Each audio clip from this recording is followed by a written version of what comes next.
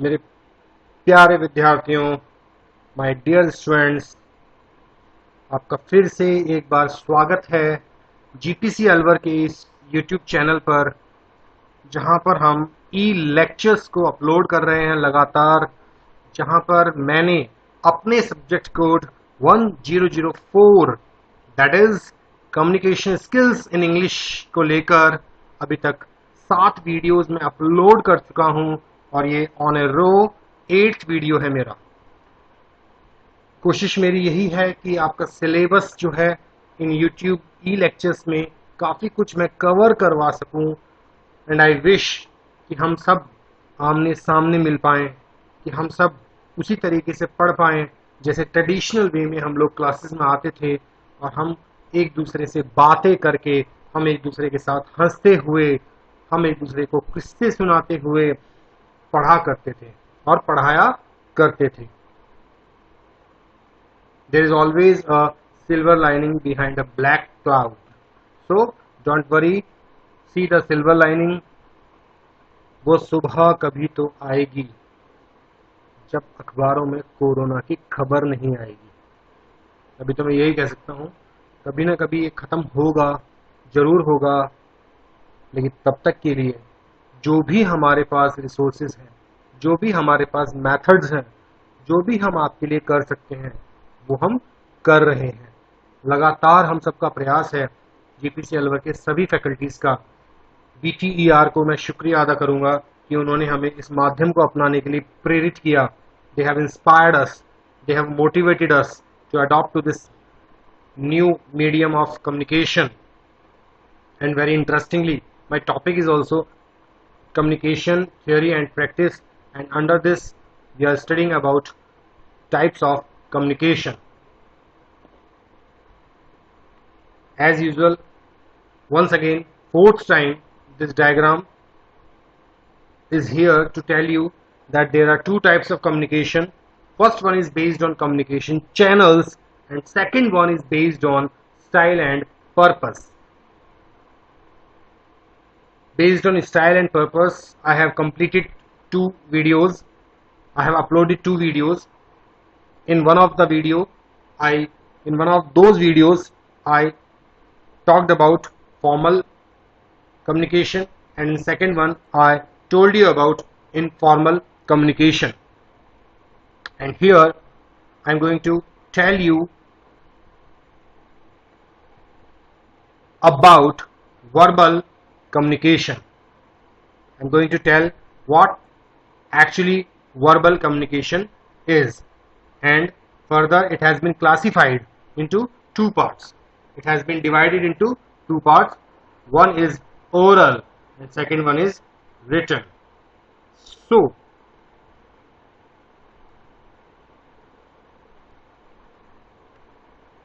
just go ahead and try to understand every word, try to understand whatever feeling I want to convey to you regarding the importance of communication and regarding this particular topic, verbal communication. As usual, here is the definition. Verbal communication is the use of words and sounds to express yourself. Especially it is in contrast to using gestures or mannerisms, जिसे हम non verbal communication के नाम से जानते हैं। ये उसका बिल्कुल ऑपोजिट है। इसमें हम साउंड्स और वर्ड्स की हेल्प लेकर अपने आप को एक्सप्रेस करते हैं, अपनी बातों को आगे तक पहुंचाते हैं। An example of verbal communication is saying no when someone asks you to do something you don't want to do. Verbal communication का एक प्रॉपर एग्जाम्पल है नो बोलना, थैंक यू बोलना, सॉरी बोलना, लिख के देना। और अगर इसी चीज को नॉन वर्बल कहा जाए तो गर्दन हिलाकर मना करना। यही बेसिक डिफरेंस है वर्बल कम्युनिकेशन और नॉन वर्बल कम्युनिकेशन में। आपसे पूछा आप खाना खाएंगे, अपने मुंह से बोला हाँ, अपने मुंह से बोला ना। लेकिन अगर आपने सिर्फ गर्दन हिला के इशारा किया तो वो बन जाएगा नॉन वर्बल कम्युनिकेशन, और आपके द्वारा कहा गया हाँ और ना आएगा वर्बल कम्युनिकेशन में।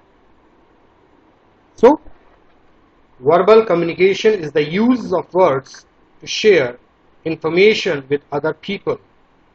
It can therefore include both spoken as well as written communication. Share करते हैं हम इंफॉर्मेशन को दूसरों के साथ, इसीलिए इसमें दोनों ही माध्यम होते हैं, स्पोकन भी और रिटन भी।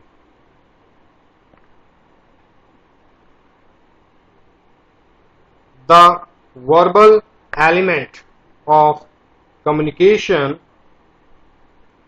is all about the words that you choose and how they are heard and interpreted. The verbal element of communication is all about the words that you choose. Communication का जो verbal element है वो उन सब शब्दों के लिए है जो हम चुनकर बोलते हैं, उन्हें कैसे सुना गया है और उनका इंटरप्रिटेशन क्या है। केवल आपके कहने से बात पूरी नहीं हो जाती, आपका प्रोनाउंसिएशन कैसा है, आपका उस शब्द को बोलने का लहजा कैसा है।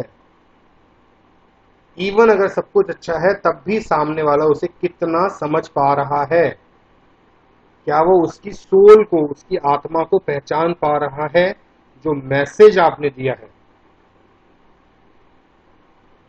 ये बात हमने फर्स्ट स्लाइड में पढ़ी थी कि जब तक फीडबैक नहीं आ जाए, जब तक प्रॉपर इंटरप्रिटेशन का पता नहीं चल पाए, किसी भी प्रकार का कम्युनिकेशन कंप्लीट नहीं कहलाएगा।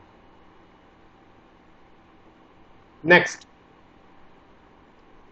In general verbal communication refers to our use of words, while non-verbal communication refers to communication that occurs through means other than words, such as body language, gestures and silence. Generally, जो verbal communication होता है वो words को use करके किया जाता है, जबकि नॉन वर्बल जो होता है वो अलग अलग माध्यम जैसा कि बॉडी लैंग्वेज, शारीरिक भाषा, जेस्चर्स और साइलेंस को लेकर भी हो सकता है। वो हम अगली स्लाइड्स में जब हम पढ़ेंगे नॉन वर्बल कम्युनिकेशन के बारे में, तो बहुत इंटरेस्टिंग चैप्टर है, बहुत अच्छा है, and you will love it, you will definitely like it, और आप बहुत कुछ उससे सीख पाएंगे कि हम अपनी बॉडी लैंग्वेज को कैसे कंट्रोल रखें, हम अपनी बॉडी लैंग्वेज को कैसे अच्छा रखें। Many people mistakenly assume that verbal communication refers only to spoken communication. ये बात बहुत सही है। कई लोगों को इस बात का वहम रहता है कि वर्बल कम्युनिकेशन का मतलब है केवल और केवल बोलना, केवल और केवल कुछ कहना। लेकिन वर्बल कम्युनिकेशन में देखिए क्या आपके सामने आ रहा है। वर्बल कम्युनिकेशन ओरल के रूप में अगर है तो वो होगा स्पोकन लैंग्वेज, और अगर वो नॉन ओरल है तो वो होगा रिटन लैंग्वेज या sign language. Non verbal communication वो अगर ओरल होगा तो इसमें लाफिंग, क्राइंग, कॉफिंग ऐसे सिंबल्स होंगे, ऐसे जेस्चर्स होंगे, ऐसी चीजें आप करेंगे जिससे आवाज आती हो। और नॉन ऑरल इसमें gestures, body language, eye contact, ये सब कुछ आ जाता है। तो I hope you are clear कि मैंने आपसे यहां क्या कहा। Many people mistakenly assume that verbal communication refers only to spoken communication. नहीं, इसमें रिटन भी आता है, इसमें साइन लैंग्वेज भी आती है। Verbal communication is an agreed upon and rule governed system of symbols used to share meaning, means other than words such as body language, gestures and silence। ऐसे मीन्स को लेकर, ऐसे माध्यम को लेकर यहाँ पर बात की जाती है जहां पर हम लैंग्वेज, बॉडी लैंग्वेज को छोड़ दें, जेस्चर्स को छोड़ दें और साइलेंस को छोड़ दें। तो कोई ना कोई लिपि, कोई ना कोई अल्फाबेटिक सिस्टम, कोई भी लैंग्वेज सिस्टम वो उसमें यूज लिया जाता है। सिंबल्स क्या होते हैं? सिंबल्स जो हैं वो आर्बिट्ररी यानी अपनी इच्छा से जो बनाए जाते हैं, एक कॉमन वे में एक आइडिया को रिप्रेजेंट करने के लिए, इमोशंस को, ऑब्जेक्ट्स को और एक्शन को एनकोड और डिकोड करने के लिए जो हम यूज करते हैं, जो एक्सप्रेशंस हम यूज कर सकते हैं, जो रिप्रेजेंटेशंस हम देते हैं, उन्हें सिंबल्स कहा जाता है।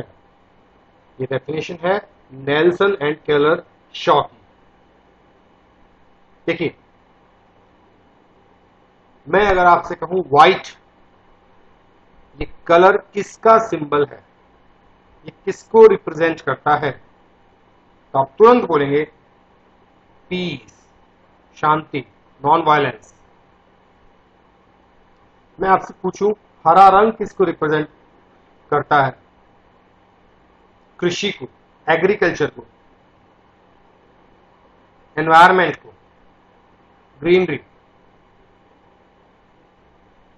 तो सिंबल्स है, साइंस है, छोटे छोटे निशान है जिन्हें हम देखकर पहचान पाते हैं। ना कोई बोल रहा, ना कोई खांस रहा, ना कोई जोर से चिल्ला रहा, बट वो साइन देखकर हम समझ गए यहां डेंजर है। क्लियर? ये सिंबल्स भी जो है वर्बल कम्युनिकेशन में आते हैं। Verbal communication involves using speech to exchange information with others. You usually communicate verbally in face-to-face conversations। काफी बार बातें होती हैं वर्बल कम्युनिकेशन के अंदर। आप एक दूसरे से बातें करते हैं, पास बैठ के बातें करते हैं, आप अपनी बात सामने वाले तक पहुंचाते हैं। Meetings, interviews, conferences, speeches, phone calls और other forms of verbal communication. ये एग्जाम्पल्स हैं, ये कुछ एग्जाम्पल्स हैं जो कि वर्बल कम्युनिकेशन को रिप्रेजेंट करते हैं। Verbal skills are among those most valued by employers, developing these skills will help you find your jobs, advance your career and improve your professional performance। जब भी आप बात करते हैं वर्बल स्किल्स की, तो आपको एम्प्लॉयर जो है वो बहुत ज्यादा इनको प्रायोरिटी देता है, तवज्जो देता है, इंपॉर्टेंस आपको मिलती है इनकी वजह से, और आप अपनी प्रोफिशिएंसी को बढ़ा सकते हैं। आप अपनी प्रोफेशनल परफॉर्मेंस को इंक्रीज कर सकते हैं। आप एक बहुत अच्छे एम्प्लॉय साबित हो सकते हैं।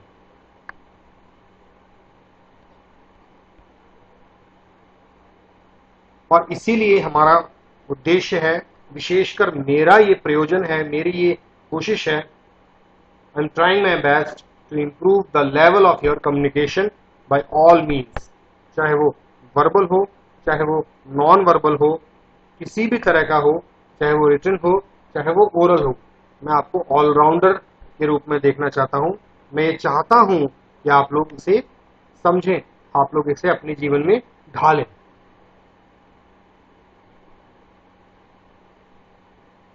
Verbal communication include sounds, words, language and speech. Speaking is an effective way of communicating and helps in expressing our emotions in words. Speaking जब आप एक इफेक्टिव वे से करते हैं, एक अच्छे तरीके से आप बोलते हैं, प्रॉपर वे में आप कम्युनिकेट करते हैं, तो हमारे सही इमोशंस वर्ड्स के रूप में सामने वाले तक पहुंच पाते हैं। This form of communication is further classified into 4 types. Communication का ये जो प्रकार है, यानी कि बात हम कर रहे हैं वर्बल कम्युनिकेशन की, इसे हमने 4 टाइप्स में डिवाइड किया है। ये 4 टाइप का होता है। First one is intrapersonal communication, second one is interpersonal communication, third one is small group communication and fourth one is public communication.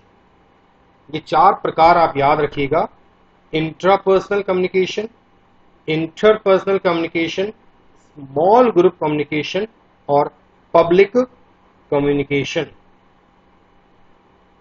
And आप लोग अगर चाहें डिटेल में खासकर इंटरपर्सनल कम्युनिकेशन के बारे में कुछ जानना, तो लकीली मेरा एक आर्टिकल टाइम्स ऑफ इंडिया में पब्लिश हुआ था, जिसमें मैंने बहुत अच्छे से इंटरपर्सनल कम्युनिकेशन के बारे में बात की है, जिसमें मैंने इंटरपर्सनल कम्युनिकेशन को एक्सप्लेन किया है। बहुत इंटरेस्टिंग आर्टिकल है, कभी आपको चाहिए हो तो just message me in YouTube link and I will make it available for you. So इन चारों की हम बात करेंगे यहाँ पर एक एक करके।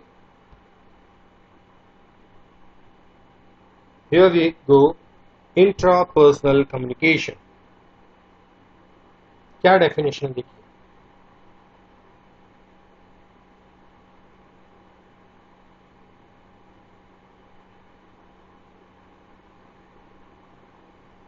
this form of communication is extremely private and restricted to ourselves. यानी कि ऐसा कम्युनिकेशन बिल्कुल प्राइवेट होता है और हम तक ही सीमित रहता है, मतलब हमारी अपने आप से बात। और ये वाकई इंट्रा जो वर्ड है वो होता है अंतर, अंदर का, स्वयं के लिए, खुद के लिए। इंट्रापर्सनल कम्युनिकेशन, ऐसा कम्युनिकेशन जो आपने खुद से खुद को किया हो। आप ही स्पीकर हैं एंड आप स्वयं ही लिसनर है। And believe my words, my dear students, believe my words. जब आप परेशानी में होते हैं, जब आप कुछ समझ नहीं पाते, जब आपको कोई राह नजर नहीं आती, एक बार खुद से बात करके देखो, एक बार खुद से कहकर देखो, एक बार खुद की सुनकर देखो, आप खुद को जान पाओगे। इसीलिए इंट्रापर्सनल कम्युनिकेशन से मैंने इसकी शुरुआत की है, ताकि आप समझ सकें ये क्या होता है। It includes the silent conversations we have with ourselves, wherein we juggle roles between the sender and receiver, who are processing our thoughts and actions. हम ही कहने वाले हैं और हम ही सुनने वाले हैं। This process of communication, when analyzed, can either be conveyed verbally to someone or stay confined as thoughts. हाँ, लेकिन आप चाहें तो इन थॉट्स को बाद में दूसरों के साथ शेयर कर सकते हैं, या फिर अपने ही मन में उठे शब्दों को, अपने ही मन में उठे विचारों को अपने ही मन में कैद कर सकते हैं। ये आपकी चॉइस है।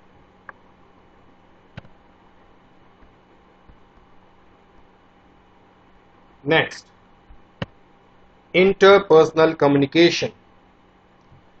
बहुत छोटा सा मैंने इसके लिए लिखा है, सिर्फ ये समझाने के लिए that this form of communication takes place between two individuals and is thus a one-on-one conversation. दो लोगों की बातचीत, दो लोगों के बीच की बातचीत इंटरपर्सनल कम्युनिकेशन कहलाती है. Here, the two individuals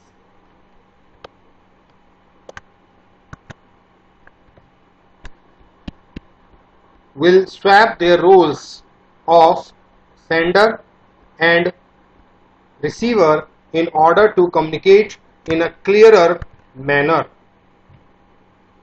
यहाँ दो इंडिविजुअल्स इन्वॉल्व होते हैं और वो अपने रोल्स को स्वैप करते रहते हैं, चेंज करते रहते हैं, बदलते रहते हैं. कभी एक सेंडर होता है, यानी कभी कोई बात कहने वाला स्पीकर होता है और कभी कोई बात को सुनने वाला लिसनर होता है. देखिए एक कोटेशन और ऐड मैंने यहां पर की है. The internet and online communication is the window into your world, but real life या कहें इन पर्सन कम्युनिकेशन और connection is the door.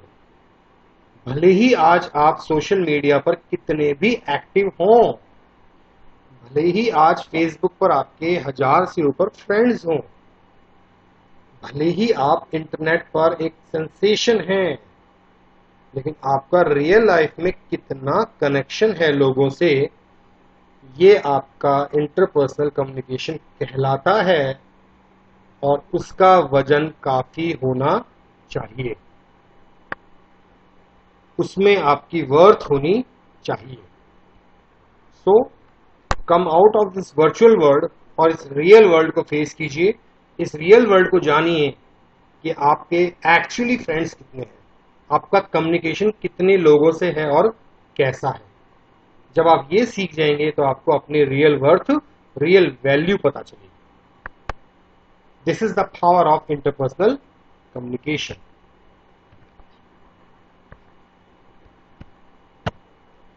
Next one is small group communication. ये एक छोटी सी ग्रुप के लिए होता है.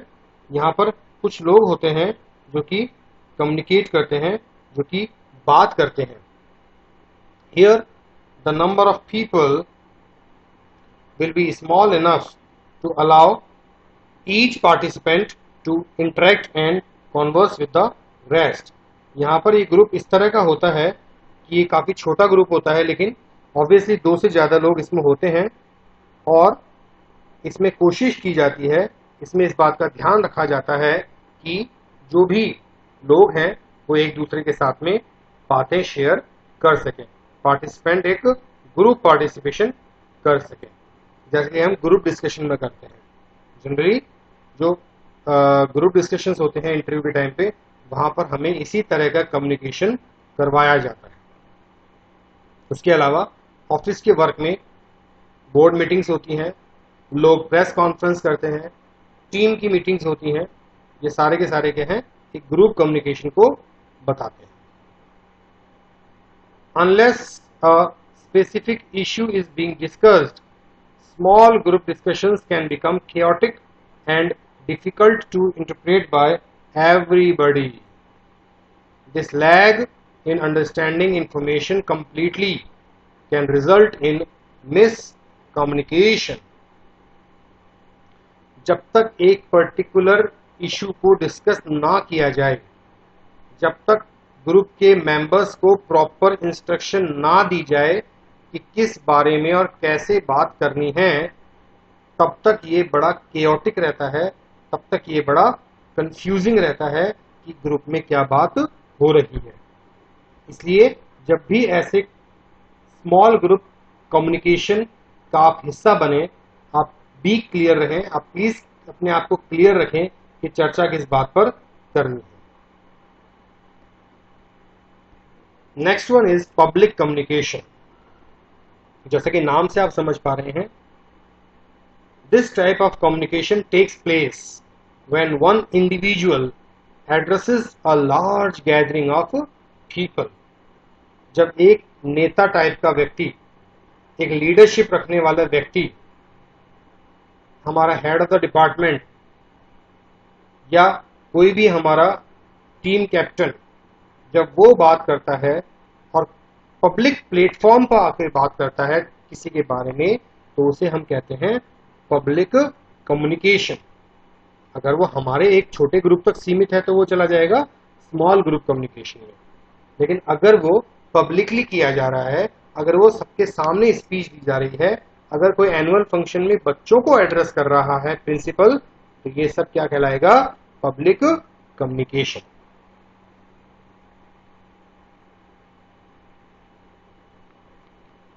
वापस डेफिनेशन देखिए आप। This type of communication takes place when one individual addresses a large gathering of people. जब एक इंडिविजुअल बहुत बड़े ग्रुप को, बहुत सारे लोगों को संबोधित करता है। Election campaigns and public speeches are examples of this type of communication. ये पब्लिक कम्युनिकेशन के एग्जाम्पल हैं, जहां पर पब्लिक स्पीच आती है और नेताजी के इलेक्शन के वादे आते हैं। बड़े बड़े वादे आप लोग जानते हैं किए जाते हैं स्टेज पर खड़े होकर, बेशर्मी के साथ, बिना झिझक के साथ, बिना ये जाने कि ये पूरे होंगे या नहीं होंगे। हाँ, लेकिन कहलाएगा पब्लिक कम्युनिकेशन। और इसमें कोई भी नेता दूसरे से पीछे नहीं रहता, हर नेता इसमें बॉर्न एक्सपर्ट है। In such cases, there is usually a single sender of information and several receivers who are being addressed. तो यहाँ पर एक सेंडर है, सिंगल व्यक्ति, और सुनने वाले हैं बहुत सारे लोग।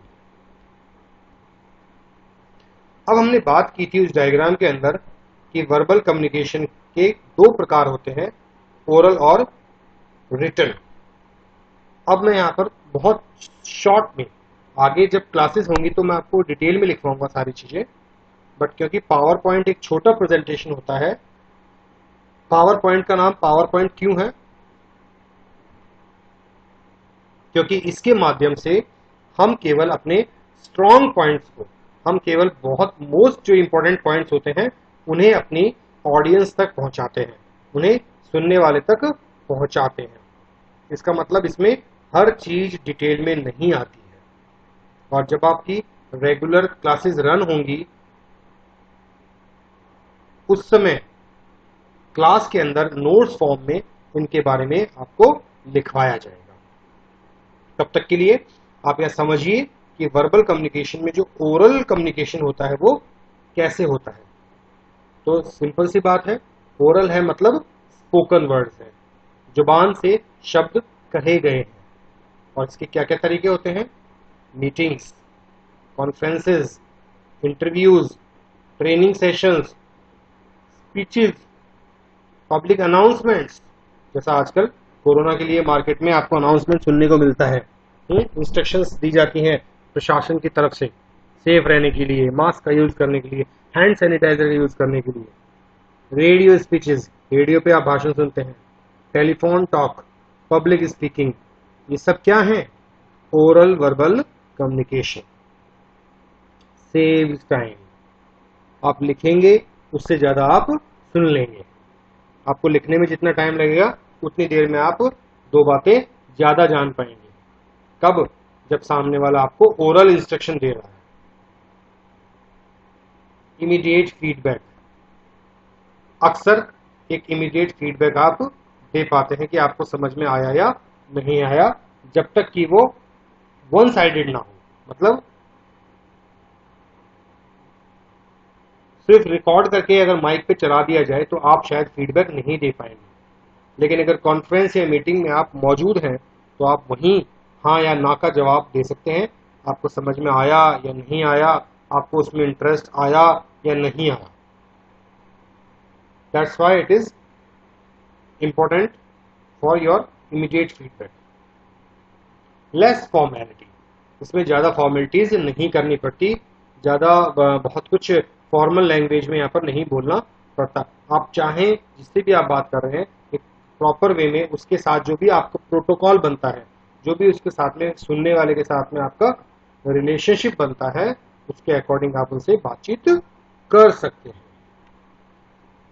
कैन बी मिसअंडरस्टूड, ये बात बहुत अच्छी है यहाँ लिखी हुई कि ओरल कम्युनिकेशन को आप मिसअंडरस्टूड कर सकते हैं, इसके कारण गलत फहमी भी हो सकती है। मैंने आपको पहले बोला था कि ये डिपेंड करेगा आपके प्रोनाउंसिएशन पर, ये डिपेंड करेगा आपके बोलने के लहजे पर। ओरल कम्युनिकेशन डिपेंड करेगा आपकी टोन पर, आपकी पिच पर, आपकी वॉइस के मॉड्यूलेशन पर। इसलिए अगर आपने कोई अच्छा मैसेज भी दिया लेकिन अगर आपकी टोन अच्छी नहीं है तो आपका ओरल कम्युनिकेशन फेल हो जाएगा। Next, rarely we have a permanent record of oral communication. Teacher class में जो लगातार बोलता है हम केवल उसमें से हेडलाइंस या इंपॉर्टेंट पॉइंट्स को नोट करते हैं, बाकी सब हम कुछ छोड़ देते हैं। लेकिन अगर वही टीचर आपको नोट्स देगा तो आप एक एक वर्ड को पढ़ेंगे, आप उन्हें समझेंगे और आप उनको अपने रिकॉर्ड में रखेंगे। आपका रिकॉर्ड जो है वो उसी हिसाब से रहेगा। It requires a good speaker. Obviously एक अच्छा ओरल कम्युनिकेशन तभी हो पाएगा जब एक अच्छा स्पीकर हो, यानी अच्छे शब्दों का वो प्रयोग करे, भाषा के हर पहलू को वो जाने, बोलने के हर अंदाज को वो पहचाने, तब जाकर एक अच्छा स्पीकर अपनी बात को अच्छे से कन्वे कर पाए। नेक्स्ट हम बात करते हैं वर्बल कम्युनिकेशन में रिटन की। तो ऑब्वियसली यहां भी क्लियर है कि अगर वो रिटन है तो रिटन वर्ड्स हैं, जैसा कि लेटर्स होते हैं, मेमोरेंडम्स होते हैं ऑफिस में, notice, emails, fax, proposals, reports, presentations, telegrams, circulars, pamphlets, notices, वापस आ गया notice word, application forms, biodata, resume etcetera. जब ये इतनी सारी चीजें होती हैं, ये सब एग्जाम्पल हैं किसके? ये एग्जाम्पल्स हैं यहाँ पर रिटन कम्युनिकेशन के, रिटन वर्बल कम्युनिकेशन के। It is slow and time consuming, लिखने में टाइम लगता है, लिखने के लिए वक्त चाहिए, टाइप करने के लिए भी वक्त चाहिए, लेकिन बोलने के लिए इतना वक्त नहीं चाहिए, इतना आपको टाइम स्पीकिंग के लिए नहीं चाहिए जितना आपको रिटन कम्युनिकेशन के लिए चाहिए होता है। नो इमीडिएट फीडबैक, आपने सर से नोट्स लिए, आपने मुझसे नोट्स लिए, आप घर लेके चले गए, आप मुझे उस समय फीडबैक नहीं दे पा रहे हैं कि वो आपको समझ में आ रहे हैं या नहीं आ रहे हैं। लेकिन अगर वही टॉपिक मैं क्लास में आपको सामने बैठा के समझा रहा हूं तो आप हाथ खड़ा करके मुझे इंटरप्ट करके आप कह सकते हैं सॉरी सर मैं इसे समझ नहीं पाया। That is called feedback. तो वो इमीडिएट फीडबैक रिटन कम्युनिकेशन में नहीं मिल पाता। It is formal in nature. Of course ऊपर जितने भी एग्जांपल्स मैंने दिए हैं इनमें से आप कुछ भी लिखेंगे तो आप उसमें कुछ भी एरी गैरी चीज, कुछ भी गलत चीज नहीं डाल सकते। आपको बिल्कुल फॉर्मल होकर, आपको बिल्कुल नियमों और कायदों का ध्यान रखकर लेटर लिखना होगा, मेमो देना होगा, भाषा की सभ्यता को सही शब्दों में पिरोते हुए आपको पत्र व्यवहार करना होगा। It is formal in nature, इसीलिए कहते हैं इसे। It can also be misunderstood because it is only for literate people. हाँ, इसका जो एक ड्रॉबैक आता है वो यही आता है कि गलत फहमी इससे भी पैदा हो सकती है। हो सकता है आपकी राइटिंग समझ में ना आई हो सकता है आपने कोई अप्रोप्रिएट वर्ड नहीं लिखा हो सकता है आपने कोई प्रॉपर सिनोनिम्स एंटोनिम्स का यूज ना किया और हो सकता है कि सामने वाला व्यक्ति उसे पढ़ ही नहीं पाए। तो इसलिए ये मिसअंडरस्टैंडिंग इसमें भी हो सकती है। It is best for legal और financial matters. Record can be preserve for years. एक रिकॉर्ड को, एक जो भी आप डेटा सेव करवाते हैं उसे कई सालों तक प्रिजर्व किया जा सकता है। वो इसीलिए लीगल और फाइनेंशियल मैटर्स में बहुत हेल्पफुल होता है। Written communication needs stationery and many equipment. बिल्कुल, आप कुछ भी कहना चाहें, आपको कागज कलम दवात सब चाहिए होती है। तो you need stationery and you need other equipments to record your statement. आपको लिखना होगा तो कंप्यूटर चाहिएगा, या मोबाइल में आप टाइप करेंगे, या आप लेटर लिखेंगे, हाथ से पेन चलाकर कहीं नोट करेंगे। तो ये क्या है, आपको उसके लिए कुछ ना कुछ स्टेशनरी या कुछ ना कुछ इक्विपमेंट जरूर चाहिए होते हैं।